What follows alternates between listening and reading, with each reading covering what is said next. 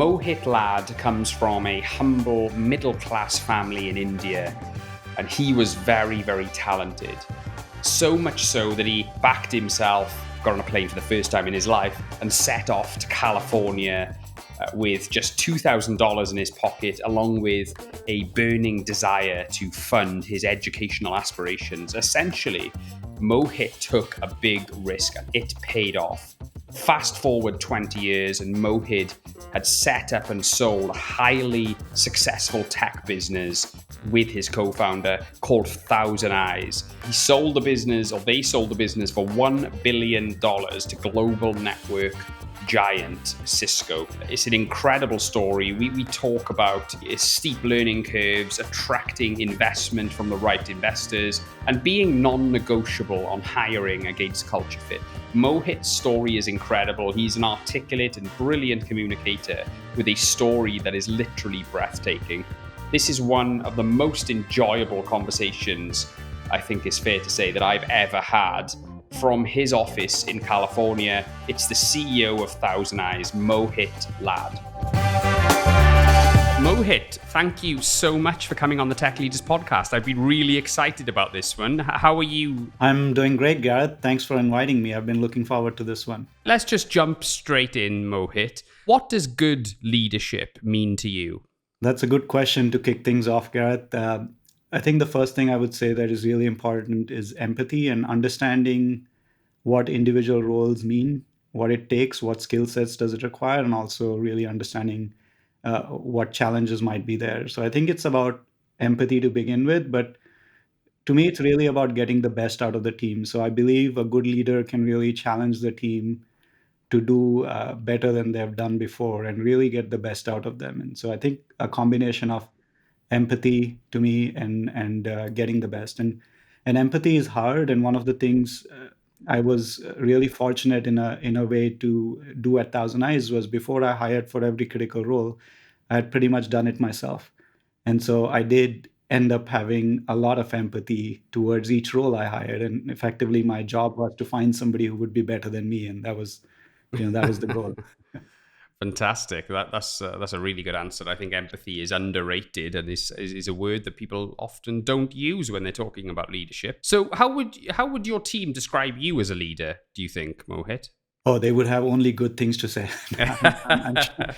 We do a lot of feedback as well. And I think the themes that I've consistently heard are around empathy, around culture, around building a culture that really has people who are just good-natured individuals, like life is too short. And one of the things that I know the team appreciates in how I lead is I have a zero tolerance for culture mismatch. It's all about making sure that no matter how skilled you are, if you don't culturally fit in with how the company or the team operates, you can't be a part of the organization. And I think that's one area where I believe the team appreciates the stance I personally take around things. Sure. There's certain things which are non-negotiable, I suppose. And it's good to see that you put your flag in the sand in relation to the culture. But I would like to sort of dig into your background. I know, let's go back to the very beginning. You grew up in India, I believe, yes? So Yes. Can you talk us through your formative years and why you pursued a career in the technology space? So if you've spent time in India, you would probably not be surprised that every kid growing up wants to be playing cricket for the country. And sure. that's a billion people who want to be on the cricket team that takes maybe 11 or 12 people, right? So obviously growing up, I was into sports a lot. But while I played cricket, I actually played more competitive sports in other areas like badminton and table tennis and Right. and one of the memories I have growing up is thanks to my parents, I actually was pushed to do a lot of things and develop myself more in an all-round manner rather than just be academic. So when I look back at my years, my first 10 years of school and so on, I would be in the top 3 or 5 in the class. I was almost never the top of the class, but I was in the top 5. But my parents pushed me to really do a lot of sports, a lot of extracurricular activities, and they just wanted to make sure that I get well-rounded. And my mom actually played competitive table tennis. She was also an engineer. She was one of the 2 female engineers in the entire university when she was graduating. So she was an electrical engineer. And so I had that sort of tech background in the house with two electrical engineers, and they also ran a business. So I was getting exposed to some of how they run their organization, their business. But I think what I remember most growing up is I was just doing a lot of things, and I wasn't just focused on getting the best grades, but I was fortunate enough to be getting really good grades as well along the way. Yeah, sure. So how did you end up in California then? Now, how did that come about? Yeah, so I got my bachelor's in Bombay University, and I did research in IIT for a year, and I was really passionate about getting a PhD in computer science, particularly focused on the internet, because that was the time when internet was really picking up. This was 2000 or so, and I was just fascinated by what this thing could be, and I wanted to understand it. I wanted to make it better and all of that, and then I found a chance to get into UCLA, which is effectively the birthplace of the internet and has some of the best research on the internet. So that was the appeal, and that's what brought me to Los Angeles at UCLA. And I'd never been on a plane before. So imagine that. Like I'm at this point, I'm thinking I'm 22 years old, and I'm just excited to get on a plane for like 24 hours. I'm like, oh, this is amazing. I'm going to be on a plane for 24 hours. So I'm not even thinking about what happens if I don't get a fellowship or scholarship. It's just like, hey, I get to go to the US. I get to get on a plane, and that's an adventure for me. So it was really nothing to lose. Absolutely, that's an amazing story. That's inspirational. So you ended up in a in digs in California. I'm assuming you didn't know anyone at that point, or you didn't know many people. Mohit, is that right in California? Yeah, I didn't know many people, but I did have my aunt who helped me out. She was an hour away from UCLA. So I remember like every time I used to be homesick, I would just go to her place and get some home cooked meals and so on. It was an hour away. And I think one thing that we find with graduate school in a lot of places is it's a very welcoming environment. It is intimidating, but there's people who have come from different countries and they understand like it's a change for people. So I lived in a cooperative housing right outside UCLA campus, and it was a great Right. environment with a lot of international students. And that's actually where I met my wife as well, who's originally from Taiwan, and she was part of that housing environment as well. So look, you took a risk there, Mohit, and it paid off, I suppose, didn't you? Because you obviously had a great career in California ever since. And we'll come back to you taking risks maybe when we can talk about when you formed your company. But let's speak about your first big break in the private sector. Then correct me if I'm wrong. You left academia and then you joined. Did you go? You joined Nokia first of all, or maybe a smaller company, and then It was a Nokia? Is that right? smaller company, and it wasn't out of choice, by the way. I Right. had always believed that I wanted to be a professor because I loved doing research. I loved writing papers. I loved sort of creating insights from nothing and all that. So I found that really Sure. exciting. And I would be up like all night writing research papers to submit to conferences and all that. So that was my life. Yeah. And unfortunately, I didn't get the track to work for me. So I tried to get into some of the top schools to be a professor, and I didn't even get an interview. And then there was a startup called Packet Design that was trying to recruit me because I was doing research in the same space that they were operating in. And I joined this company in I think like July 2008 or so. And that's when the economy started to crash. So at that point, it was a 2 month stint because 2 months into my first real job, I was called into the room by the VP of engineering and told me that they're laying off 20% of the team, including myself. Oh, right. And so that was like a 2 month startup experience, which was quite a pivotal moment Yeah, in my sure. career. So that was my first tech experience, 2 months getting laid off.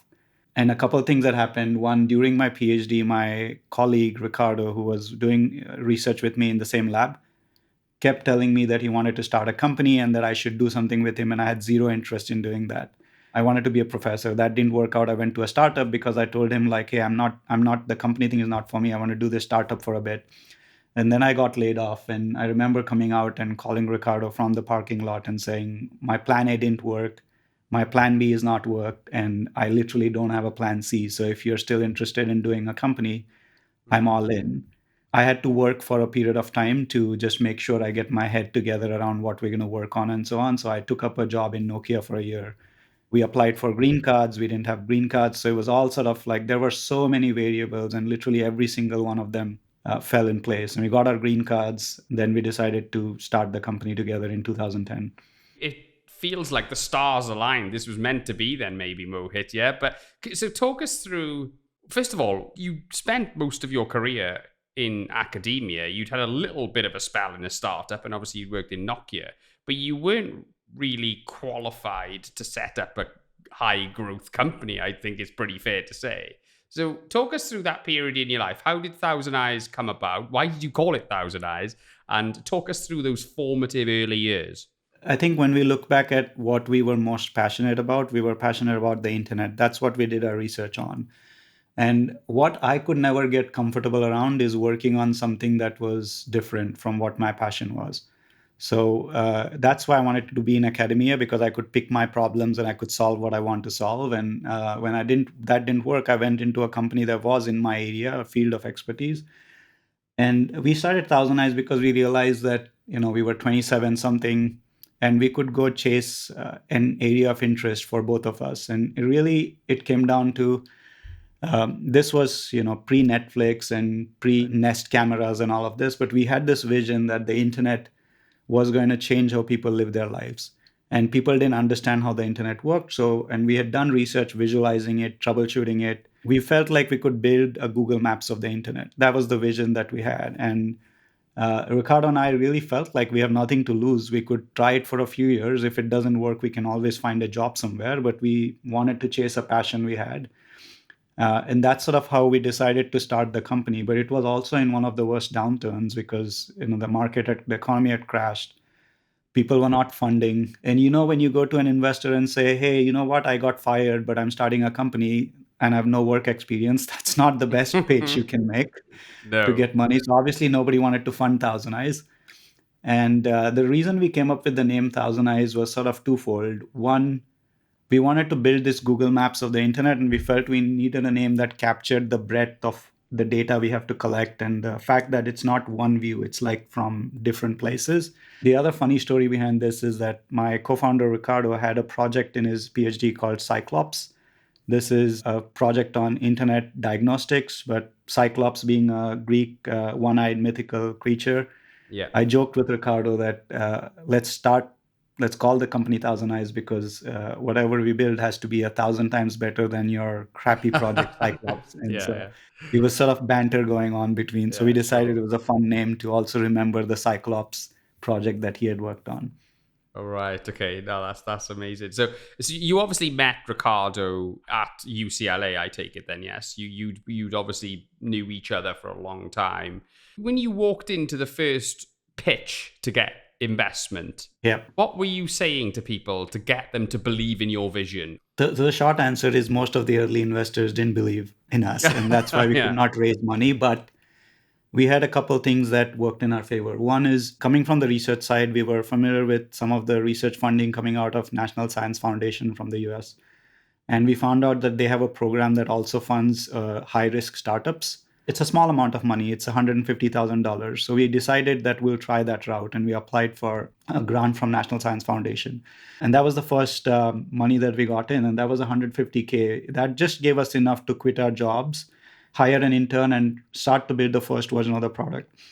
So we gave up fundraising pretty early because when we tried, we were not getting anywhere. And we decided, let's just build a product and sell it. One of the few early customers we got was actually Twitter. And we were able to essentially look at what's happening in the internet and take it to some folks in different companies and say, hey, this is why your service is not available in this country because something is going on here in the internet. And most of these organizations did not see anything beyond their own data centers. So they could not actually understand why their service is not available in India or something happening outside. So some of these early customers we acquired because we were using our own product to show them outages and disruptions that were happening in their service. And that was our sales pitch. So before we got our first institutional round, we had just over 5 or 6 customers, and they were all big brands, like really big brands. Yeah. And the first investment came from Sequoia Capital, which is one of the best firms. Yeah, and it was actually more of an accident as well because we were not raising, but we were at a conference. I was at a conference and giving a talk on why the internet is this unsolved puzzle in user experience. And one of the partners at Sequoia was in the audience, came up to me after the talk and said, this was a really interesting angle. I've never seen anybody explore this side of performance because everybody focuses on the application itself. Nobody's focusing on the delivery. So let's talk. And this is a point where we were so tight on cash that I remember telling the partner at Sequoia that we can't build a pitch deck. We have to go and sell this product to customers and build features. So we can't build a pitch deck. And so we can't come and pitch. So we got our first round with a demo to the team at Sequoia without having an actual pitch deck. And then in the subsequent investments, we build up a pitch deck and so on. But Sequoia Capital was instrumental. There was also another individual. I was pitching to Facebook at that time as a potential customer, and there was a person called Jonathan Heiliger, who was the head of networks and infrastructure at Facebook, who liked the product and what we were doing quite a lot, and he ended up being an angel investor, even though he didn't become a customer. And he was also another critical person in our early journey that helped us with introductions and helped us like get some of our early customers. So, I felt blessed to have some of the best investors like Sequoia Capital, as well as some of the individuals who were really well connected in the industry to be a part of the early phase of ThousandEyes. Yeah, sure. That's incredible, Mohit. I mean, that must have been such a journey for you and Ricardo. When you look back at that now, what stands out for you as being sort of the most memorable, pivotal lesson that you learned in terms of the early pitches and all the hardship that you went through? One thing that I realized really got us through a lot of this is just the incredible passion we had and the belief we had in the problem we were working on. The pivotal moment was probably our first customer, and I can't discuss their name publicly, but I'll tell you, Sure. we were down to $5,000 in the bank. We were running out of cash, and we flew to Washington, D.C. to do a pitch to this customer. And we were showing them their environment like we do. We didn't know how to sell, but we were showing them our environment. And within 10 minutes, the SVP told me that, hey, stop, Mohit. We're buying this. How much is this product? And we had not even done pricing. Like, we didn't know how to price it. So we were like, wow, this person actually wants to buy. So it took us a few seconds to to internalize that somebody wants to buy what we built. Like, this must be real. Because as much as you believe in it, right? Like, when somebody says that they want to buy this product and they're asking you about how much it costs, that is like the ultimate sort of proof in the whole pudding, right? That Yeah, sure. somebody wants to buy it. So that was the big moment. And I still remember, like, we basically could not tell them an answer there, but we went back and we decided to look at how much money do we need. We needed, about 150K to survive the next 6 months. And so we priced it backwards from there and said, this is how much it is per unit, because we wanted to bring the price to like just north of 150K. And this customer was just a phenomenal supporter of ThousandEyes. They're still a customer with ThousandEyes. And I think like it's moments like those that really give you the belief to keep going when you have somebody who puts their money behind your idea, not just as an investor, as a customer. So I still have that check framed in my office, by the way, the first check we got. Oh, wow, really? That's something you'll have for the rest of your life, I'm sure. So in layman's terms, Mohit, what's your sort of elevator pitch for the offering? How do you describe it to people who are maybe not as technical as you are? Think about how you would use Google Maps, right? If you're going from your house to a friend's house, you may know the route, but you still look at Google Maps oftentimes because you want to see if there's traffic, if there's an accident, if there's a congestion, or you want to take a different route. You want to make sure you reach the airport at time. And so you visualize this journey and see where the reds are. The parallel of this in the internet was missing. So if I was Twitter, for example, and I wanted to reach users, my data centers are based in the US, in San Francisco, and I want to reach the users in India or in China or in all these different places. I can't actually visualize how they're getting across the internet. What are the hops they're taking, where there might be an issue. And that's really what ThousandEyes does. It helps you understand how users are reaching your service, what paths are they taking, where there might be some outages that are preventing users from reaching your service or having a great experience. And when you actually understand this and visualize it, just like in Google Maps, you can take a different route. You can change the way traffic flows, so you can get around outages. You can fix things. You can, announce. You can basically make your site represented on the other side differently. That's really that's what ThousandEyes is. It's producing this incredible visualization on what's happening to your traffic as it's going through the internet, and we do this by collecting a ton of data from the internet. And this is where our research background came handy. Is we came from the network background, so we know how to really go deep in network protocols and collect data from different parts of the internet. There's like three levels of innovation. First is the data collection. Right. We collect like billions of measurements per day on the internet. So think about that number. Then we do a lot of inferences and heuristics on all of this data together to find patterns.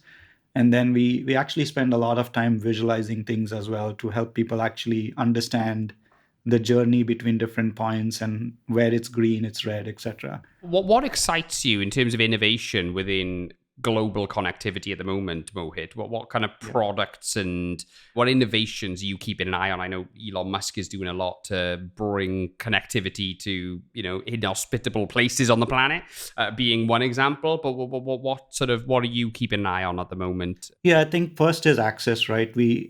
Any innovation that brings more access to people, brings more people online is great. So, and online not just from phone calls, conversations, but being able to Yeah. use the most of the internet. So rollouts, Wi-Fi rollouts, city Wi-Fi's, like 5Gs, all of these are great for the organization, for everybody, for individuals.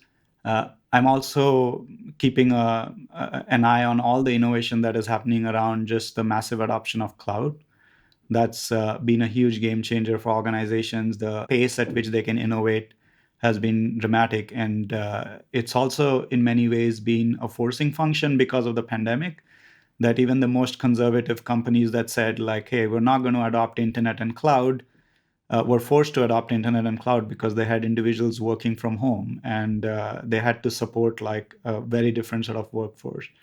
So for me, the areas that have been exciting is anything around internet, anything around connectivity, the cloud architectures, and just the way the internet is evolving. With previously used to have a more hierarchical internet architecture where you had a few providers that were very strongly interconnected to each other, and they were sort of the gods of the internet, and everybody had to come to them and then through them to get to the other side.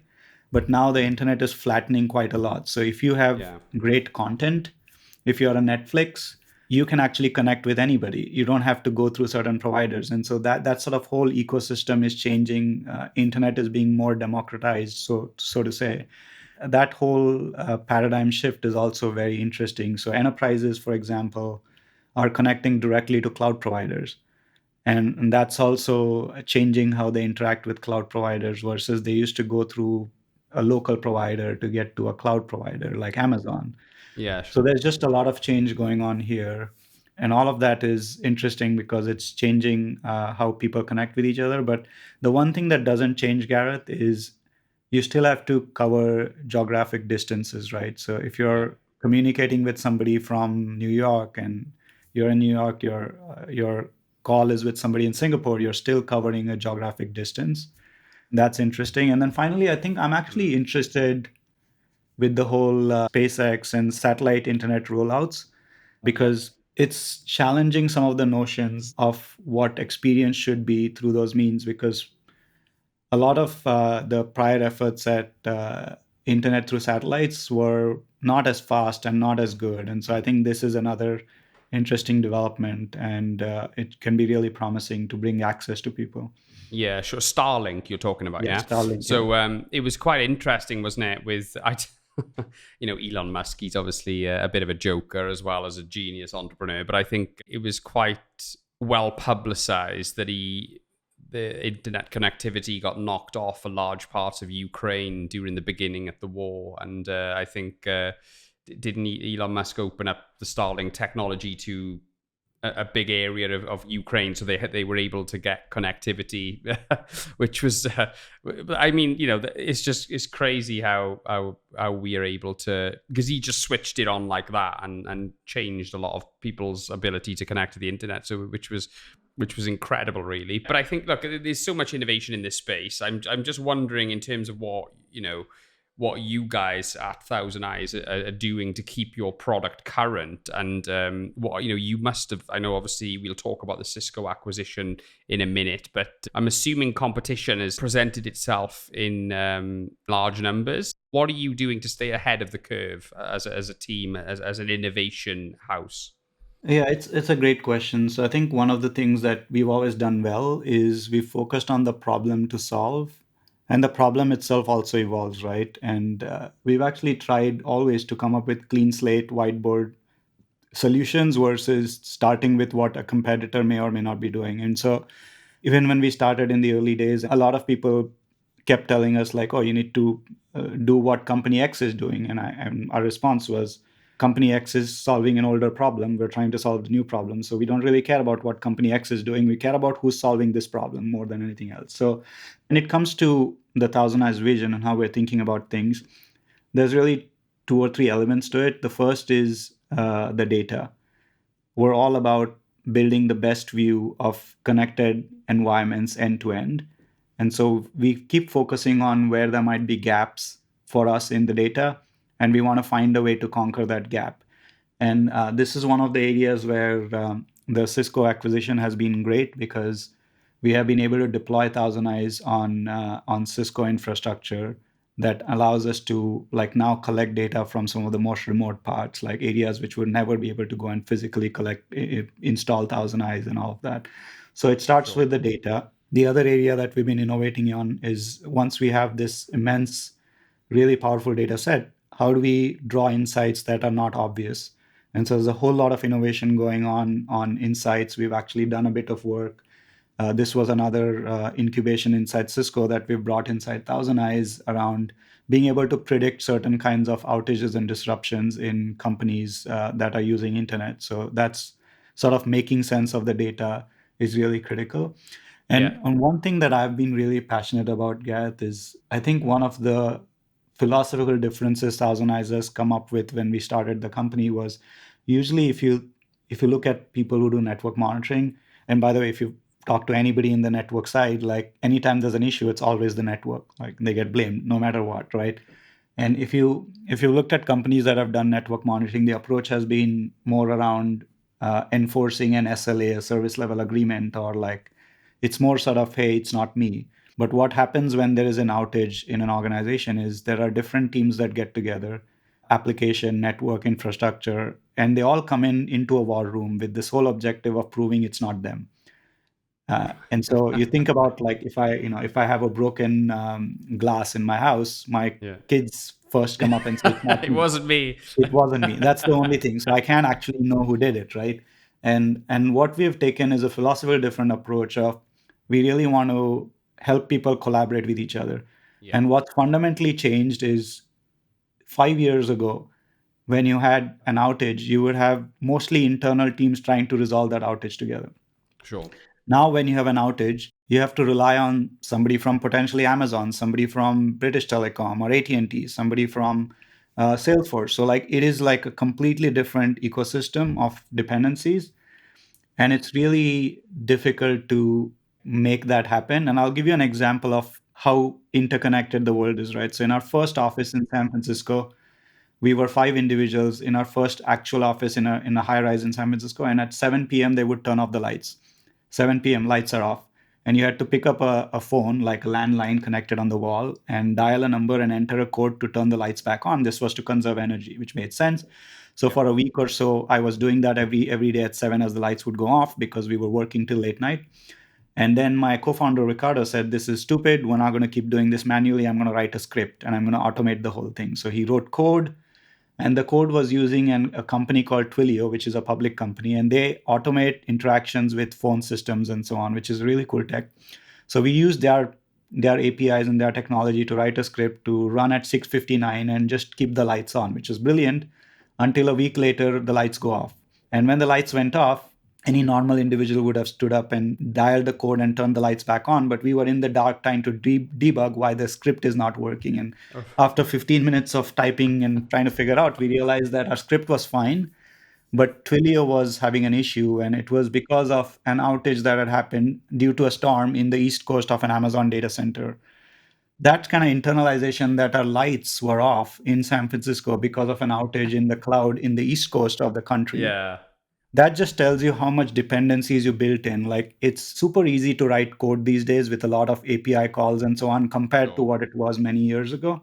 But it also introduces unknown dependencies. And so when something breaks, you don't have any idea about what the ripple effect would be. Like it just can take down systems altogether. Sure. And that is the danger of cloud-based services, I suppose, isn't it? But I mean, yeah, I didn't think that it would dictate lighting, but I've never heard Well, of that before. But I'm sure it's really common. I just didn't come across that before. it's But automation, right? Like it's the yeah, ease of sure. automation. You can automate the process of turning your lights on and off, and it's through an API call. But if the hosting of the API call is gone, your lights don't work. Like it's That's fascinating stuff. I could talk to you about this stuff all the time, Mohit, but I want to move on to some other stuff then. So, outside of the connectivity world, what tech innovation are you most excited about? What are you interested in? Yeah, I think the whole the connected cars ecosystem is pretty interesting. I think that's probably one thing that I find very fascinating is how transportation can change with cars that just have more tech in them,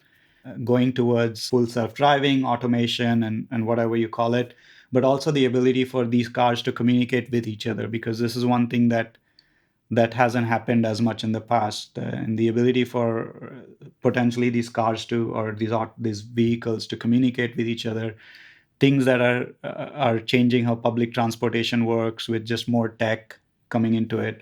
I think that's an area that is really fascinating, and I've had firsthand experience with Tesla and how upgrades are sent to the car and how the Yeah, car's form changes, like overnight sitting in the garage. It starts to do different things tomorrow when it wakes up. I find that's really fascinating. And that's also fascinating to me because it still connects back to like internet and all of the stuff sure. that I'm passionate about to Absolutely. begin with.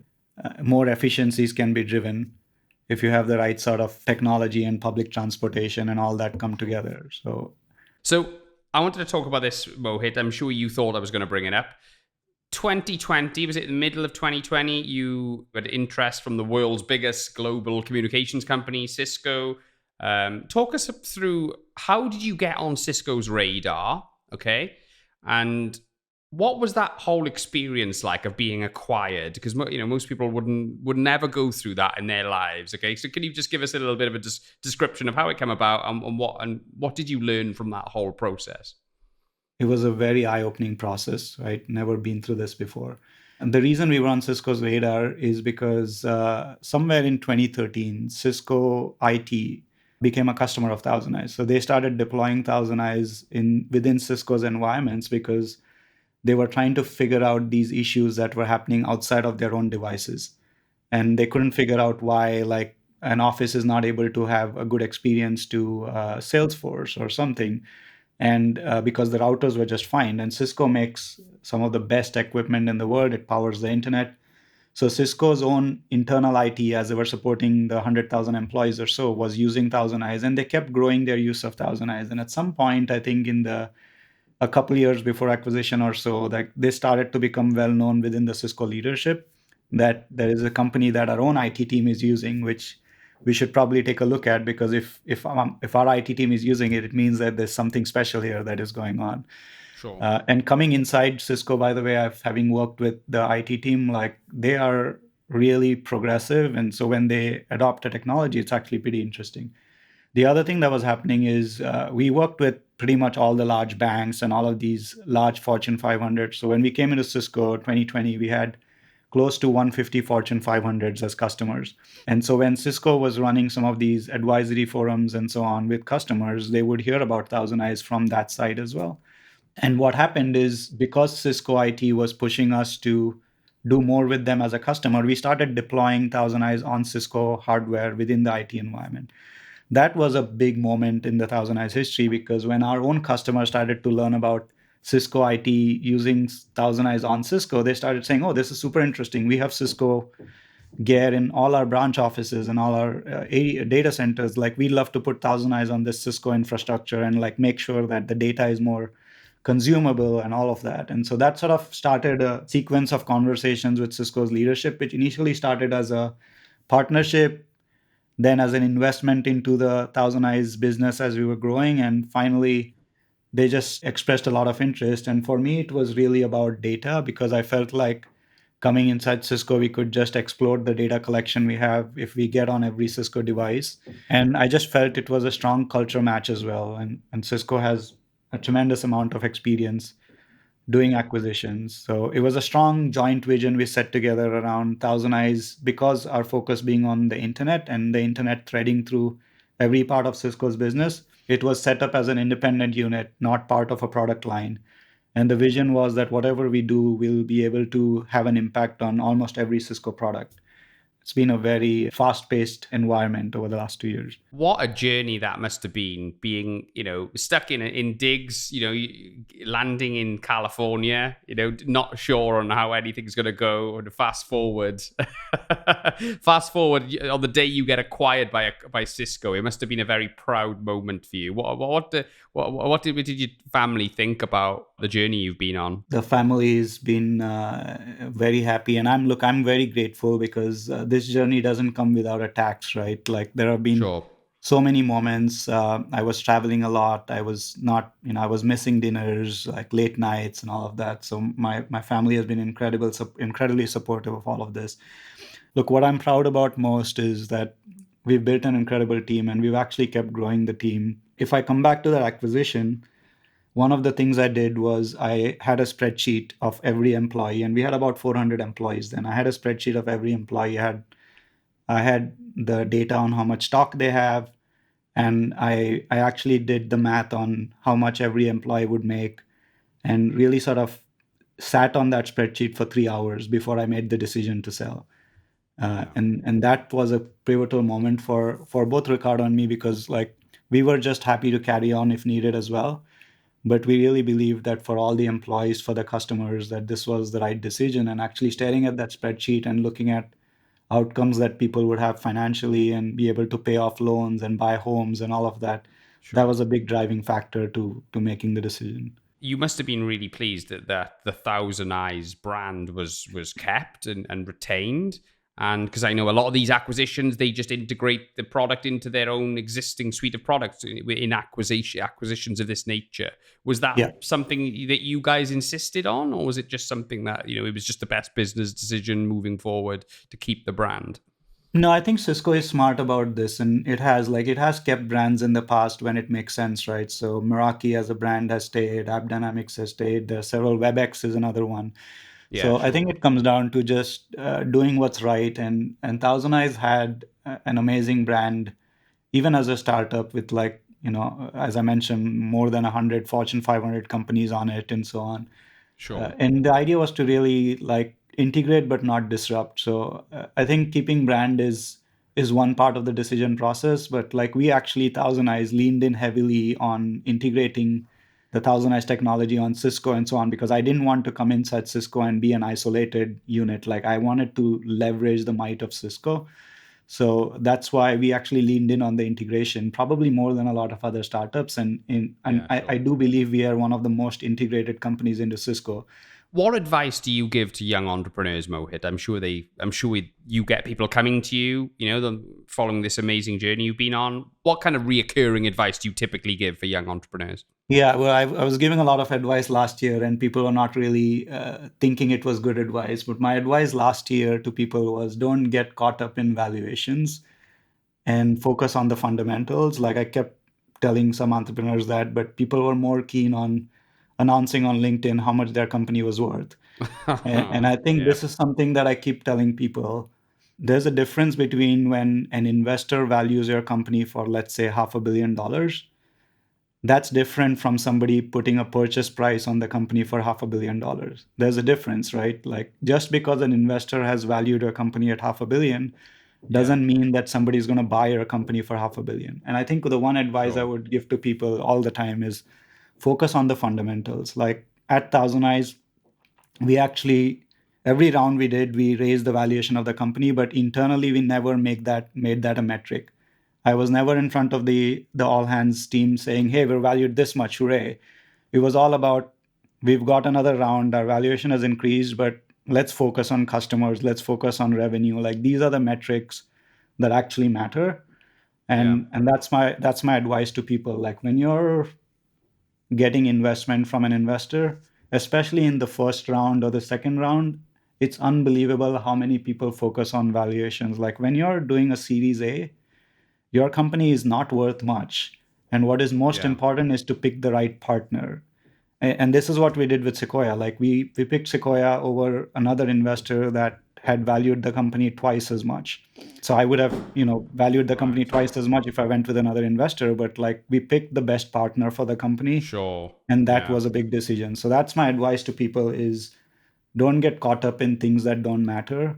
Like focus on the fundamentals of the business, and like if you focus on the fundamentals and you're building a company that is for the long run, Yeah. then you will always ride the ups and downs and market variations. Yeah, that's incredible advice, Mohit. I can't believe you did that with Sokoa, but at the end of the day, I suppose that's one of the best firms to have invested in your company, isn't it? So the same question, but the question this time is orientated towards yourself when you got off the plane and you were in UCLA, okay? But what I'm saying to you now is, Mohit, when you look back to that guy, looking back at your career, what advice would you give to your 20-something-year-old self? Look, I think if I look back at my career, the one thing I tell my teammates and my colleagues now is I probably didn't drive the best work-life balance. And that's okay when you're single, but I felt like I should have done a better job. Like I still remember my wife was giving birth, and it was close to end of quarter for us, and literally between in her labor, between like the cycles she was having, I was going out and trying to negotiate some deals to close the quarter and so on. Sure. And I look back at that and I said, like, I feel like that was just stupid. I should have been there all Sure. all through it and just shut myself on off. And so I think one advice I would have is you can do things and push yourself, but make sure that you put the right focus on family Yeah. and mental health, well-being, and just doing the right things with your family, your kids, because that is important. And ultimately, nothing's worth sacrificing all of that. How do you achieve balance in your career with all this pressure and all these things going Yeah. on? How do you manage to do that? Yeah, I try to make sure I don't work on Saturdays. That's like a no work day. Yeah. And I actually do work on Sundays, and I find getting a few hours in on Sundays is helpful because you don't have meetings and all of that, and so you can have a clear Sure. head. But I think it's about trying to get to the dinners and doing things with family that are important. We've carved out hours that are family time. Like I make it a point as much as possible to go to sleep with my kids. Right, I get to sleep with them. I get to bed with them. So it doesn't matter what it is. If they're sleeping at 9, I want to be in bed with them at 9 o'clock and Yeah, make them sure. realize that I'm with them. And so some of it is shifting my schedule to what the kids' schedules are, being awake when they're awake for school. That becomes important. And like a lot of times, both if I'm in town, my wife and I will both drop the kids together. We want to make sure that while one is enough to drop the kids, we both want to be there. And so we're one of the few families that are often like both are there to drop the kids. And I actually think it's important to cherish those moments together. We cherish family time not just within our family but our extended family. So anytime we have some time off, like we will take them to India or Taiwan and just get them exposed to broader families, broader cultures. My kids, by the way, speak fluent Chinese, fluent Mandarin, and I speak Marathi with them, which is my native language. So we keep them trilingual, and it's actually fun to do that as well. Yeah, that's amazing. It's great to give your brain something and like another challenge aside from the daily grind, isn't it? So that's fantastic. Top piece of productivity advice. How do you stay productive? I think my number one advice for productivity is reduce unnecessary meetings. I think that can suck the life Yes. out of you. And the other sub advice that I give people, and I'm doing that myself, is walk and talk, which is a lot of calls, like Okay. especially with your directs, like people who you know well, your teams. Sure. If you're doing one-on-one check-ins, I do the walk and talk where I'm not on my screen. I'm going to take a walk outside, and I tell my other party here as well, like, hey, go take a walk in your backyard or wherever, we'll walk and talk. And so I think that's a good way to. Any particular tools like that you use, productivity tools or anything like that? Yeah, I mean, for productivity, we've used things like Todoist and all of that to keep you on track. But I think Sure. it ultimately comes down to personal discipline of get yourself out of meetings you don't need to be in, reduce that time, and like have blocks of time that you can get work done. Because I try not to have half hour blocks between meetings. I try to create a larger block of time. Yeah, because it sure. does take time for your head to like reset. And so my advice is, if you do your schedules, try to do meetings in one block.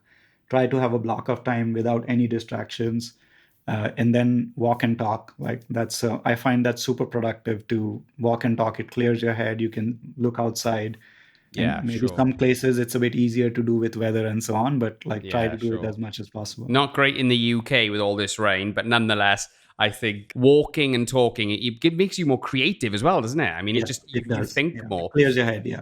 Do you have any books or a story, documentary, any piece of content you would recommend, Mohit, that's been very impactful for you? So I think one of the books that I enjoyed reading was The Hard Thing About Hard Things. I I might be know, saying yeah. the topic title wrong here. It's by Ben Horowitz. And I thought that was a really interesting book because what it gave me is perspective of challenges that another entrepreneur had in building a company and all the rough things they had to go through. And then I put that in perspective with my own challenges, and I was like, hey, this is what I'm going through is nothing. But it was actually an incredibly inspiring book, I felt, and I would recommend that for people who are not, even if you're not an entrepreneur. I think it's an interesting book to read and be inspired by. Fantastic.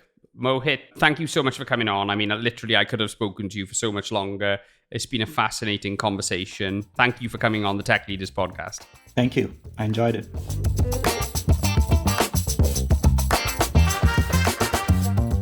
Wow, where on earth do we start with that one? Such an incredible and inspiring story of risk-taking, audacity, belief, and knowing what type of company you want to build from the outset. My favorite point and lesson that came out of this recording has to be around the early phase of ThousandEyes, where they attracted attention from a particular key person at Facebook very early on who believed in their product. And then obviously came the VC money from Sequoia Capital, one of the top VC firms in the world, which really set them on their path. Mohit provides a brilliant yet simple piece of advice to entrepreneurs, which is how they achieve this in terms of getting this early investment in.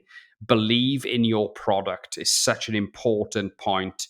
The fledgling entrepreneurs, it was backs against the wall stuff. They were down to their last $5,000 in the bank following multiple setbacks, multiple negative receptions, but they believed in themselves and were relentless in their pursuit of making this work. I thought that was just brilliant. I also really enjoyed Mohit's explanation of how they are remaining competitive in an ever evolving marketplace.